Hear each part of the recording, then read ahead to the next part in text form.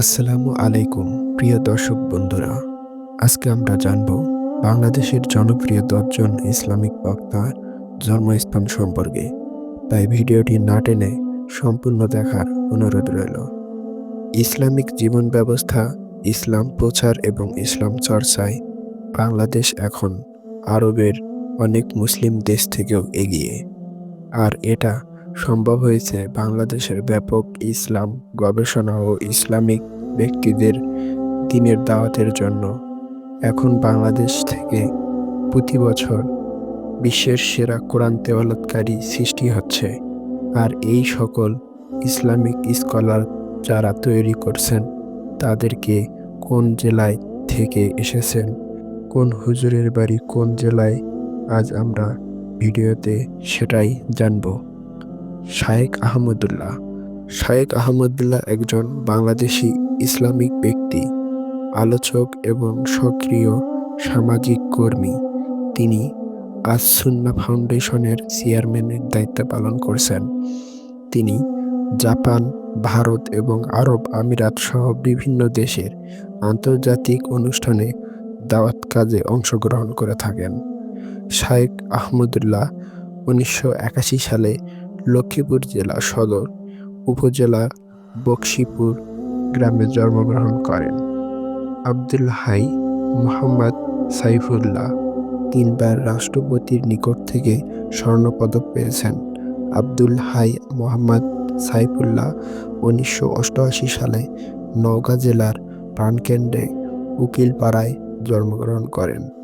তার পৈতৃক নিবাস নওগাঁ সদরে উকিলপাড়া গ্রামে। আব্দুল্লাহ আল আমিন।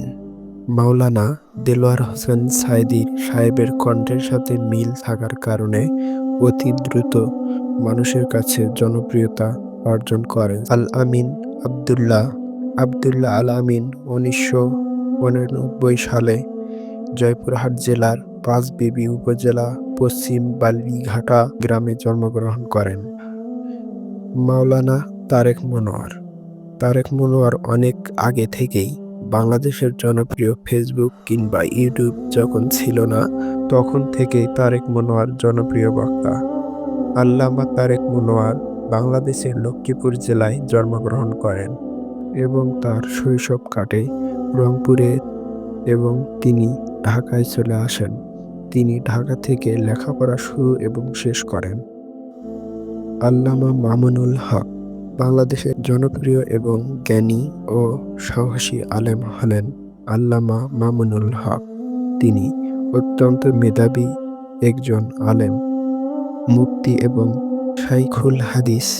মামুনুল হক ১৯৭৩ সালে নভেম্বরে আজমপুরে ঢাকায় একটি মুসলিম পরিবারে জন্মগ্রহণ করেন।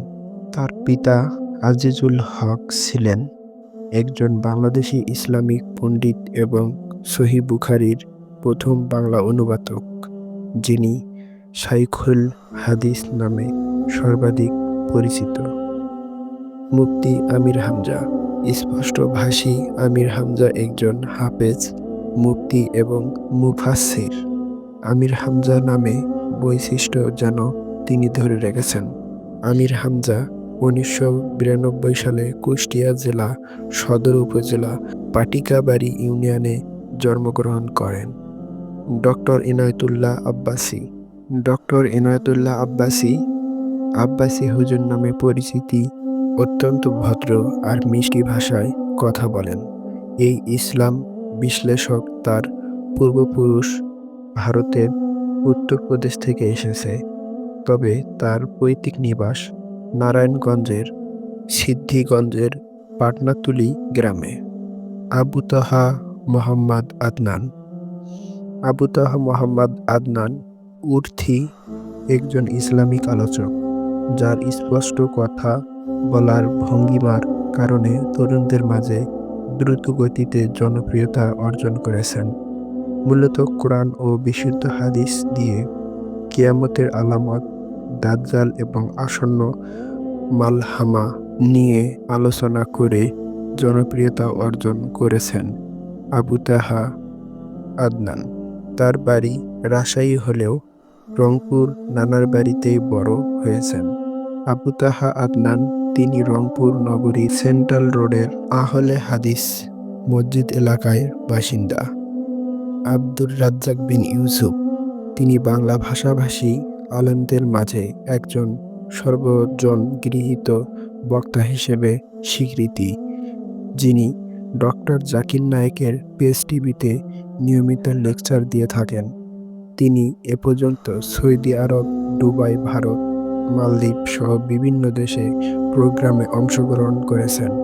তিনি বাংলাদেশের উত্তরাঞ্চলের জেলা চাঁপাইনবাবগঞ্জে দেবীনগর উপজেলার অধীনে মহলবক্স হাজিরোলা গ্রামে এক ধার্মিক পরিবারে জন্মগ্রহণ করেন। ডক্টর মিজানুর রহমান আজহারী, বাংলাদেশের মুসলিম বিশেষিত তরুণ মুসলিম সম্প্রদায়ের কাছে সবচেয়ে জনপ্রিয় ইসলামিক বক্তা হলেন ডক্টর মিজানুর রহমান আজহারী। তার মাহফিলে প্রায়শ তার মধ্যে বিভিন্ন ধর্মাবলম্বী ইসলাম ধর্মে ধর্মান্বিত হতে দেখা যায়। তার তাফসীর মাহফিলে সাধারণ মুসলিম এবং তরুণদের ব্যাপক জনসমাগম দেখা দেয়।